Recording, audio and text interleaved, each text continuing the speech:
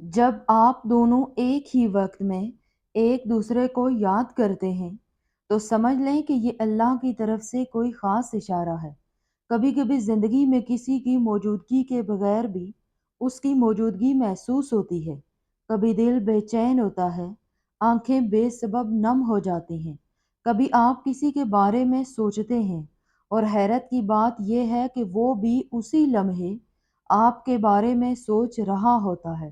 ہر وہ شخص جو یہ ویڈیو سن رہا ہے، میری دعا ہے کہ اللہ آپ کو وہ سکون عطا کرے جس کی آپ کو سب سے زیادہ ضرورت ہے۔ آپ کی زندگی کے وہ درد جو کسی کو نظر نہیں آتے، اللہ انہیں راحت میں بدل دے۔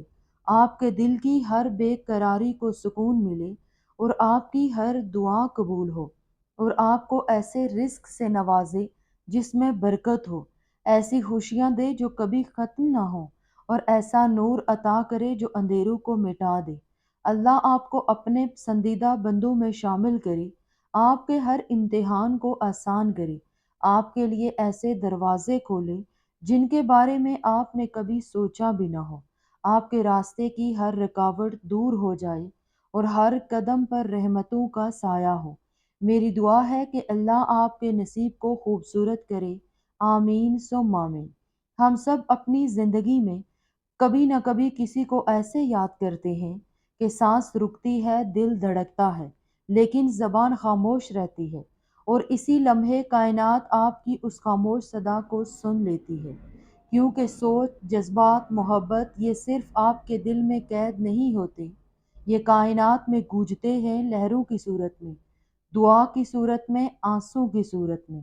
یاد رکھو، جب دو دل ایک ساتھ سوچتے ہیں، چاہے کتنے بھی دور ہوں، کبھی خواب میں ملتے ہیں، کبھی کسی گانے میں ایک دوسرے کی یاد آتی ہے، کبھی کسی خاص نشانی میں کوئی منظر، کوئی دعا، سب کچھ ان کو جوڑ دیتا ہے۔ یہ سب کوئی اتفاق نہیں ہوتا، یہ کائنات کی سب سے خاموش لیکن سب سے طاقتور زبان ہوتی ہے۔ یہ وہ زبان ہے جو الفاظ کے بغیر بولی جاتی ہے۔ یہ وہ رابطہ ہے جو جسموں سے نہیں دلوں سے جڑتا ہے۔ یہ وہ بندھن ہے جو فاصلوں، وقت اور زمین کے کناروں سے آزاد ہوتا ہے۔ لیکن اکثر ہم ان نشانیوں کو اتفاق سمجھ کر نظر انداز کر دیتے ہیں، اور پھر ایک دن ہم اسی انسان کی یاد میں ٹوٹ جاتے ہیں، بکھر جاتے ہیں اور خود سے سوال کرتے ہیں کہ آخر ہم نے اسے کیوں کھو دیا۔ سچ تو یہ ہے کہ اگر آپ کا دل، نیت اور دعا سچی ہو تو کائنات اسے بار بار کسی نہ کسی شکل میں آپ کے سامنے لاتی ہے۔ چاہے وہ شخص آپ کے خوابوں میں آئے، چاہے اس کی یاد کسی پھول کی خوشبو میں آئے، چاہے کوئی لفظ، کوئی لمحہ آپ کو اس کی موجودگی کا یقین دلا دے۔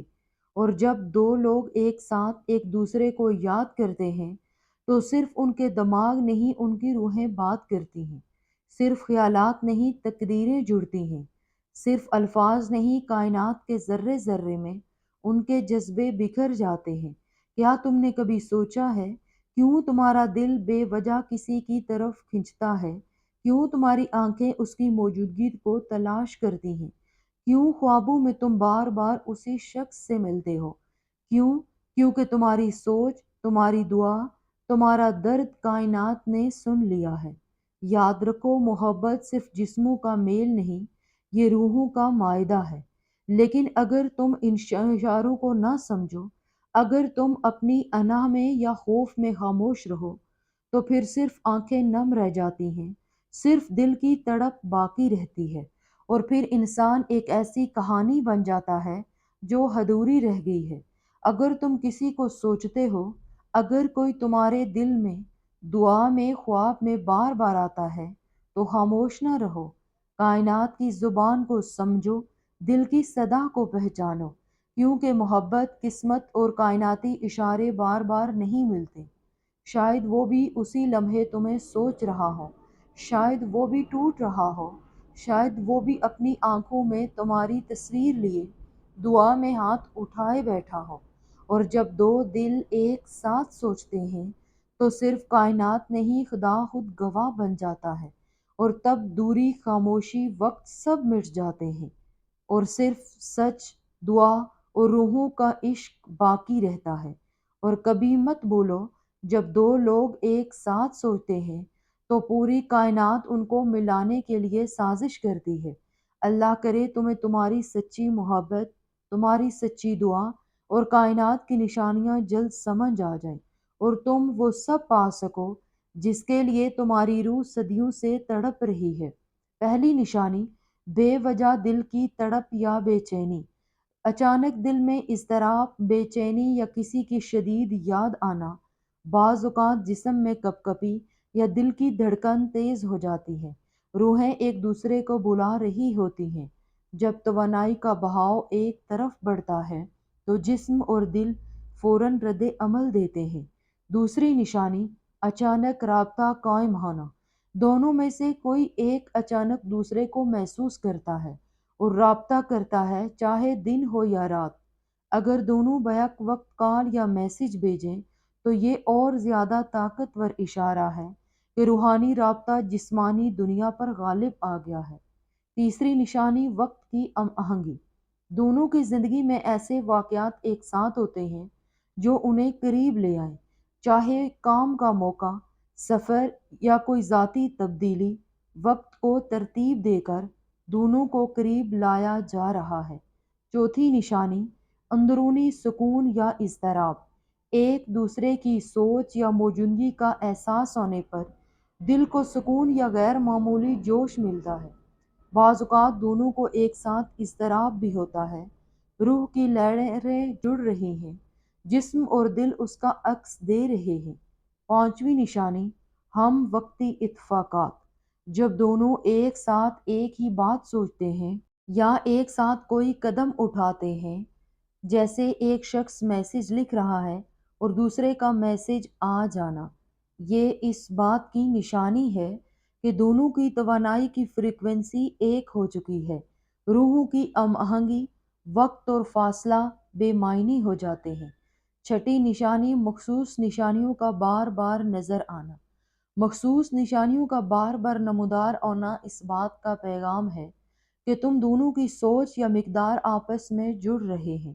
کائنات بات چیت کر رہی ہے، اسے نظر انداز نہ کریں۔ کسی کا نام بار بار سننا، اچانک وہی گانا بج جانا جس سے یاد جڑی ہو۔ ساتویں نشانی، جذبات کی منتقلی۔ اگر ایک شخص پریشان ہو تو دوسرا دور بیٹھ کر بھی اس کی کیفیت محسوس کر لیتا ہے۔ خوشی، اداسی، بے چینی یا جوش ایک دوسرے تک پہنچتا ہے۔ بغیر بات چیت کے محبت اور گہرے رشتے دماغی اور دل کی فریکوینسی کو جوڑ دیتے ہیں۔ آٹھویں نشانی، قدرتی مناظر اور نشانیاں۔ جب دونوں سوچوں میں مشغول ہوں، کسی خاص پرندے کا مسلسل آنا یا آسمان میں کوئی خاص منظر قدرتی دنیا کے ذریعے کائنات دونوں کی سوچ اور رشتے کو ظاہر کر رہی ہے۔ جب دو لوگ ایک ساتھ سوچتے ہیں، ان کے خیالات صرف ان کے درمیان محدود نہیں رہتے بلکہ کائنات کی لہروں میں شامل ہو کر پوری فضا میں ارتعاش پیدا کرتے ہیں۔ اگر دونوں کی سوچ میں محبت، سچائی اور خلوص ہو تو یہ توانائی کائنات کے ہر ذرے کو متاثر